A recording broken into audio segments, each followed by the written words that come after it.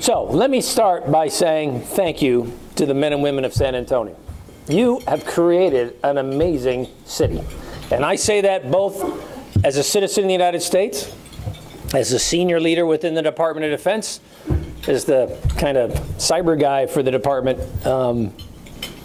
This is a community that has embraced the United States military. And I know that in a previous part of my life, one of the responsibilities I had was I was what we call assignment officer. I sent men and women down here from the United States Navy for duty. And my damnedest challenge was once they got here, they didn't want to leave. And I would say, well, we got these things called ships, and you got to get out of here. But nobody wanted to leave. They love San Antonio. So my compliments. You have created a great, great place, and it's because of hard work and partnerships. And that is exactly what we need to do in the cyber arena. It's going to be about hard work and about partnerships. Now, San Antonio is very important to the future of cyber within the Department of Defense. We are growing a dedicated cyber mission force for the department of about 6,200 people. And here at San Antonio with 24th Air Force, I'd argue with 25th Air Force as well, important components of that. And as we bring these 6,200 men and women online, a good segment of them will be assigned duties here in San Antonio, because we have made the decision that San Antonio, both the Air Force side as well as putting on my NSA hat, the investments we've made at NSA Texas, these are foundational to the future, and we're going to keep building on them. So you are going to see a larger footprint coming to San Antonio in the next few years on the cyber side. We have done that in part for a couple reasons. Number one, we have a significant DoD cyber and national security footprint already in place that we felt that we can build on. Number two, we saw an environment where the local community embraces the military. Number three, we saw a local environment where we have already created partnerships with the University of Texas at San Antonio, which has been designated by NSA as one of our centers of excellence, where we thought, look, you have an educational center of excellence here that we can build on. Because quite frankly, we're competing for dedicated men and women out there, both in uniform and as civilians, to be part of this cyber capability we're trying to build for the nation. In addition, San Antonio just comes across to me as a place that loves innovation and problem solving. I mean, you are about creating partnerships, you are about creating relationships, and you are about doing that for the purpose of generating outcomes. And in the end, that's what we're all about. We all want to generate outcomes, whether you're doing that in the private sector, or whether you're doing that in uniform, or you're doing the academic world. It is all about how do we generate outcomes. With respect to the cyber side specifically, first, U.S. Cyber Command, 3 primary missions. Number one, defend the Department of Defense's networks. Number two, generate and then lead this dedicated 6,200 person force that the department is creating to execute the range of missions for cyber in the department, from the defensive side, quite frankly, all the way to the offensive capabilities that we are going to create for the nation. The third mission, and one that also brought me to San Antonio for the last day or so, when directed by the President and the Secretary of Defense, we have been told to be prepared to defend critical infrastructure in the United States that is under attack in the cyber arena. Now, the U.S. government has designated 16 segments in the commercial world as critical to the nation's security. Think about transportation, petroleum, energy, fuel, financial. There's 16 of them. And so one of the reasons why I try to do opportunities like this is to do that mission. We have got to create partnerships between DoD and the commercial sector. And we have also got to work on how do we tie this all together with the other elements in the federal government that work cyber issues. Because as a military guy, as the Department of Defense, we partner with the Department of Homeland Security. We partner with the Federal Bureau of Investigation, primarily, to try to bring cyber capacity from the government to support critical areas for us in the private sector. I'm also in San Antonio because the other mission for us is, as the director of the National Security Agency, NSA has two primary missions. One, foreign intelligence, tends to get a lot of attention. You've been reading about it in the newspapers for the last 15 months or so. We use our foreign intelligence capabilities to gain insights as to what our nation states, groups, and individuals doing in the cyber arena. So we get a sense for, so what are the kind of threats that as a nation we are going to have to deal with in the cyber arena.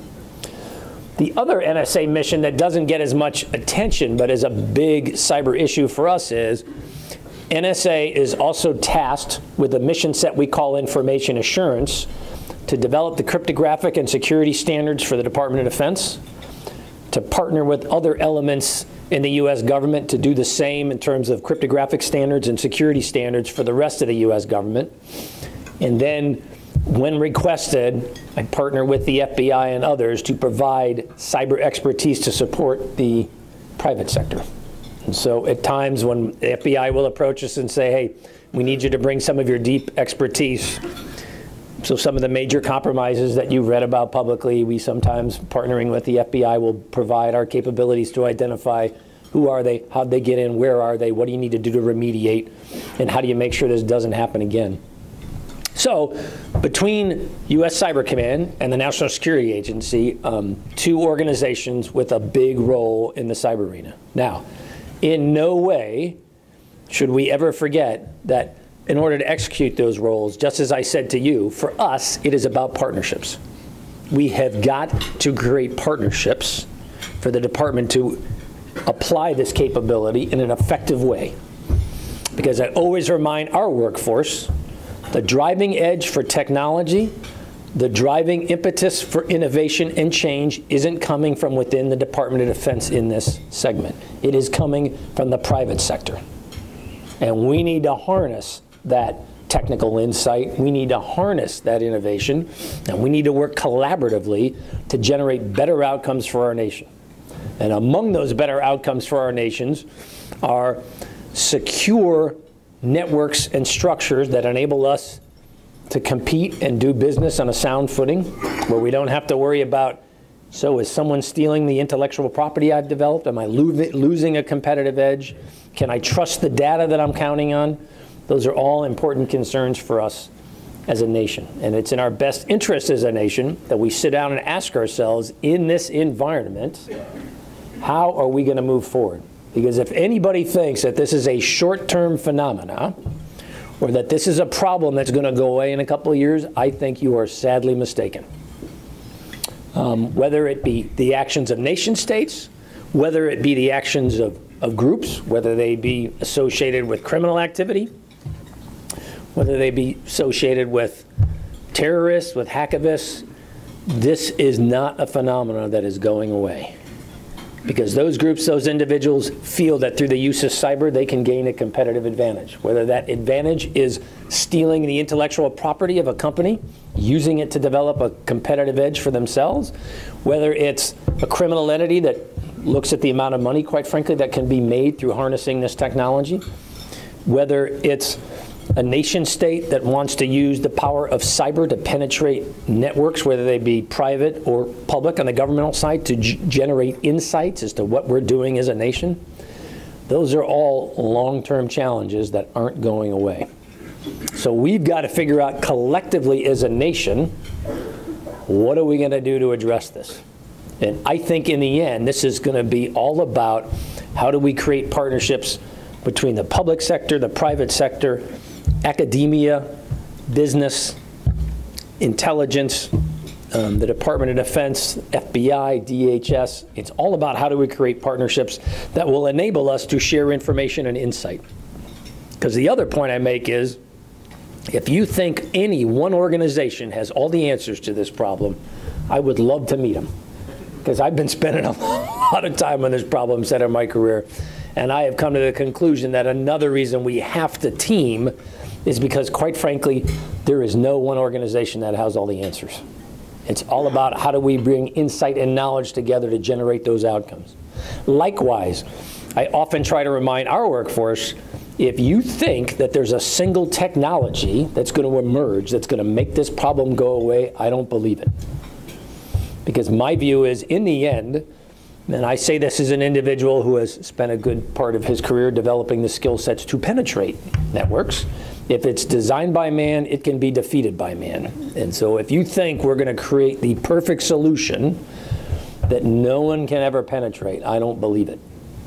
To me, it's all about how do we come up with a very multi-dimensional, multi-layered approach that takes multiple capabilities and harnesses them together in a kind of cohesive whole, a very layered approach to doing business.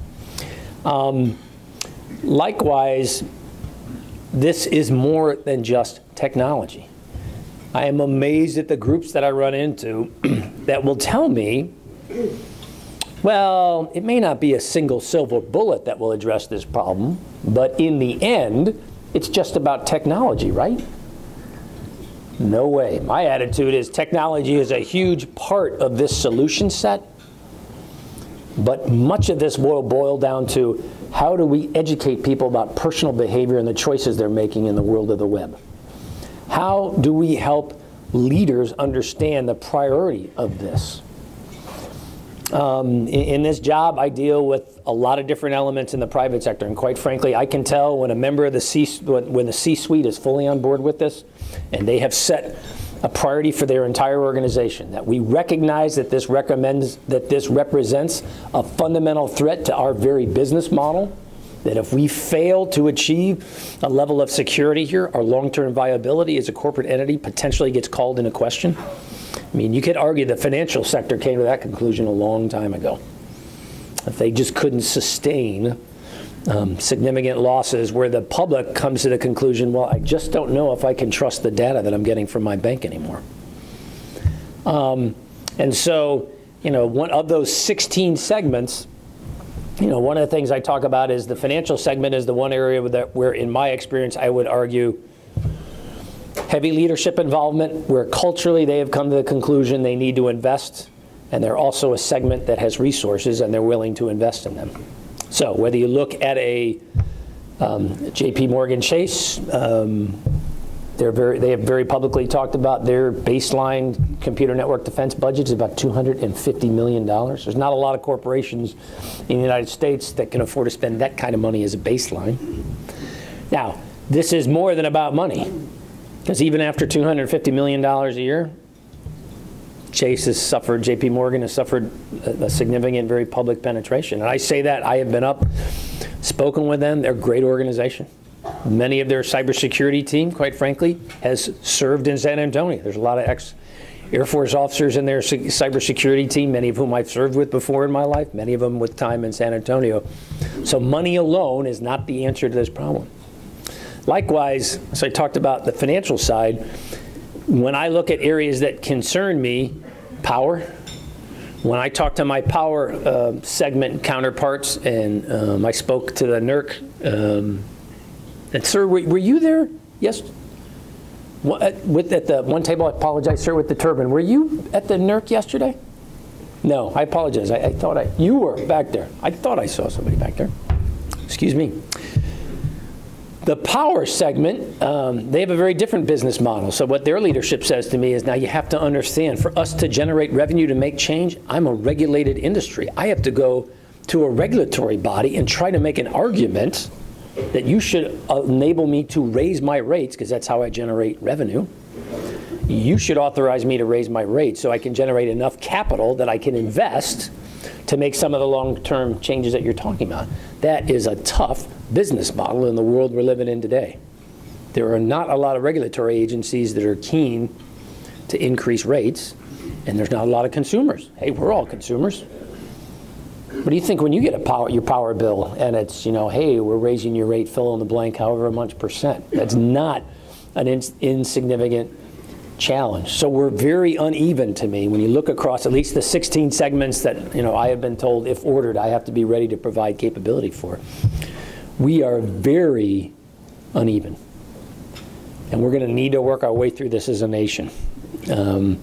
Because while I won't argue that cyber is existential as a threat to us, it's not like nuclear weapons, I will say cyber is a threat that can cost us hundreds of billions of dollars on a long-term annual basis, if not more.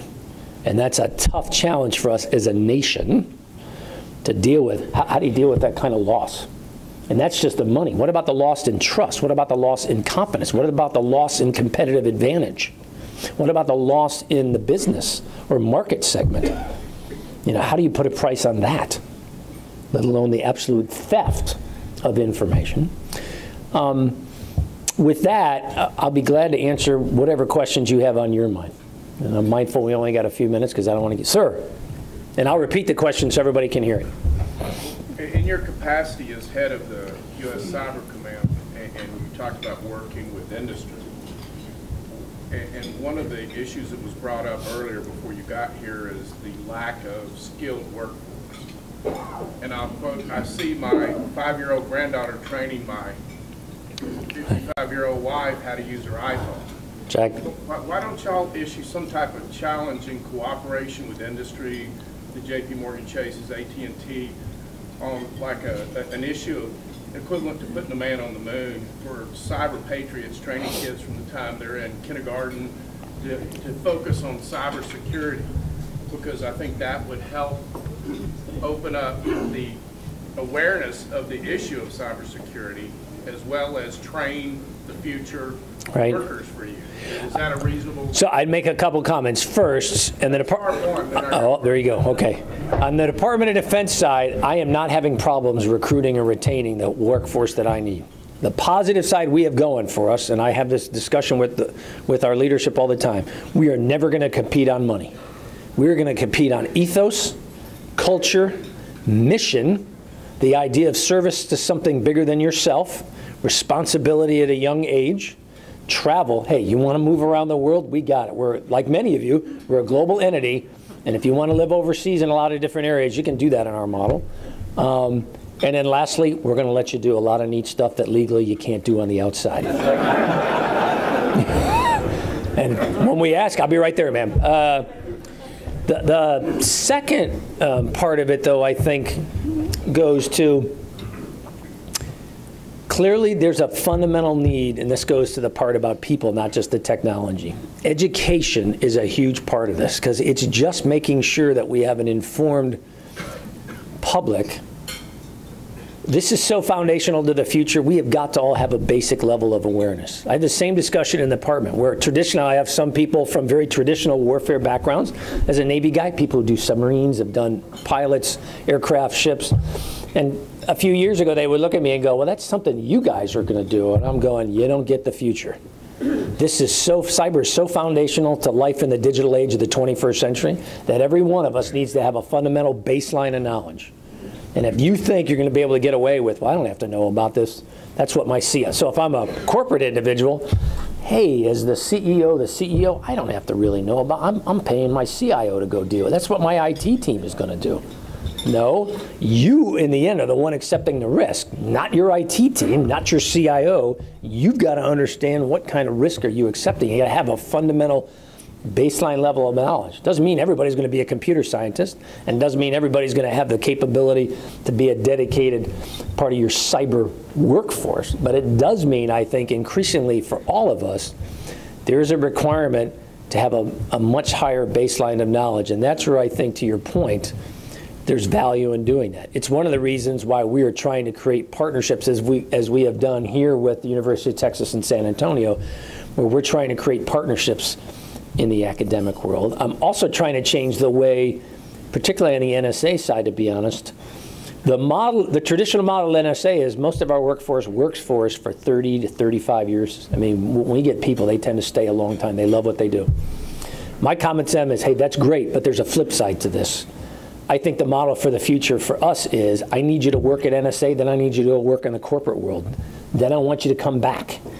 I'm talking to corporate partners out there about, look, you need to understand us, we need to understand you, in part because you're developing the technology, not us. And we don't understand each other well. That's part of the whole issue that we're dealing right now with the leaks we're dealing with. Quite frankly, culturally, we just don't understand each other, and we're talking past each other. So I'm in the midst of sitting down with our lawyers to ask, okay, what I'd like to do is, why can't we set up some internships where I can go to corporate partners and say, how would you like to send somebody to work at NSA for 2 or 3 years? We'll get them cleared. I'll let them I'll put them in areas that I think are a return to you from a corporate perspective. You'll understand us. You'll understand our culture. You'll make us smarter on what you're doing in that culture out there that we don't understand so well. And hopefully over time, we'll get a better awareness of each other so we don't, so we're willing to talk to each other a little bit more. And with that, sir, ma'am, you had a question all the way in the back. Well, that Uh-oh, there you go. Person. We're all Marines, Army, and Air Force, and so I'm very proud to say that my son, and the reason why he did Navy, we all looked at him, no offense, and said, what? Okay. You're not going to be a soldier or an airman? What's the matter with you, son? Or a devil dog? But they recruited him for logistics and for this exact topic. So where is the connect? Where is the fault? When we start talking about cybersecurity, aren't we talking about things that we're really not supposed to be talking about out in the general public, because don't we then expose our vulnerabilities? Well, the difference is what you'll hear me talk about for example, with you, I will talk in broad terms. You won't see, what I always tell people is, look, what we got to be able to talk about in my world is we need to help people understand what it is we do, why we do it. But what we don't need to get into is, well, let me tell you exactly how we do it. That's not good, because then we'll compromise what we do, and it'll start to hurt our ability to defend the nation, whether that's because we're trying to generate insights as to what nation states, groups, or individuals are doing, or because some of the relationships and the tools we use will be compromised. So we try to strike a balance. Now, that's an amazing cultural challenge for my world. As you heard, I started as a surface warfare officer, so I was a ship driver, started on destroyers when I first joined the Navy, loved it, but then transitioned into a kind of specialized field within the intelligence world, and I've been doing that for the last 28 years. The culture of the intelligence world, you don't talk about what you do, you don't acknowledge what you do to anyone, and if somebody starts talking to you about it, you need to walk away. That's the culture that I literally have come from for most of my adult life. Now I find myself as the leader of an intelligence organization that, quite frankly, is taking some heat very publicly. And part of the challenge for me is, how do I help people understand what it is we do and what it is we don't do, and why they should feel comfortable with what we do. And I got to do that in a way that doesn't get into all the details about what we do, because quite frankly, every time I speak, again, I get this through intelligence as well, there's a lot of people out there paying attention who want to know, well, what's the director of NSA saying about what they're doing? Because they're aware that we're out there trying to gain insights on what nation states, groups, and individuals are doing. I wish we lived in a world where there were no threats to us as a nation. I truly do. But the reality of today is that ain't the world we live in. And there are nation states that want to gain advantage over us. There are groups that, if they had their way, we would not exist as a nation, because the very idea of personal freedom, of the rights of the individual to choose and build a life for themselves, are fundamentally opposed to their vision of the world. And their vision is the only way they can succeed is if people like us no longer exist on the face of the earth. Now, I get some people tell me, well, you're just trying to scare people. I'm not trying to scare you. I'm repeating what they're saying, and they're very public about it. We just need to have an honest conversation with ourselves about what are we comfortable with as a nation when it comes to risk. Because it's all about balance. It's not either or. We have got to respect the rights of our citizens. It's the foundation of us as a nation. In the 239 years we've existed, it's our greatest strength. It's what the world looks at us and goes, that's why I want to go to America. That's why I want to be an American. Because I have rights and I can build a future for myself. I'm the grandson of a Welsh coal miner. I often asked my grandfather when he was alive, why did you leave Wales? And he said, I was tired of working for a company that treated me like I was a mule and worked me to my bones and those of my friends and my father in the mine every day. That wasn't the future I wanted. I wanted to choose what I wanted to do. He loved steam engines. This is 1925, 1927. He loved steam engines. He said, I wanted to go work as a machinist.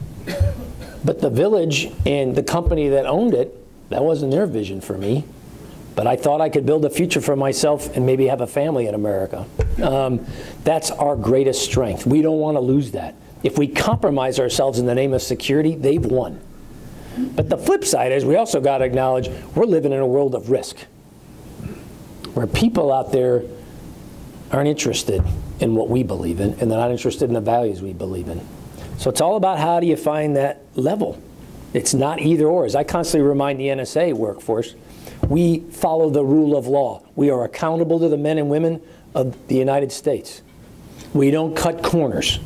And when we make mistakes, we will acknowledge those to the court and the Congress that execute oversight for us in the name of the citizens of the United States. But we can't forget, we got an important mission. This is what I tell the workforce. And the citizens of this nation and our key allies and friends are counting on us. And that cyber piece is a key aspect of our mission. And that's why I wanted to come down to San Antonio. And with that, I'm mindful that I went a little long. Oh, last question, sir. Okay, we'll do one more. Uh-oh, you got a notepad. You said That'll when you teach said me. San Antonio would see a larger footprint in the coming years. Can you maybe give a ballpark of what that might be? You will see an investment between now and fiscal year 16 or 17. It'll be, probably 1,000-ish or below people in the cyber mission set for us. You'll see both. Yeah, it's about 1,000 for the 24th. We're expanding the mission set here, and again, I wish I could tell you we're altruistic people, but we're doing it in no small part because of what you have created here in San Antonio. And I think there's a great future for men and women in uniform for us. You have a great motivated civilian workforce. We need civilians to do our jobs. It isn't just going to be uniforms. San Antonio is a great place for that. With that, I thank you all very, very much. Thank you.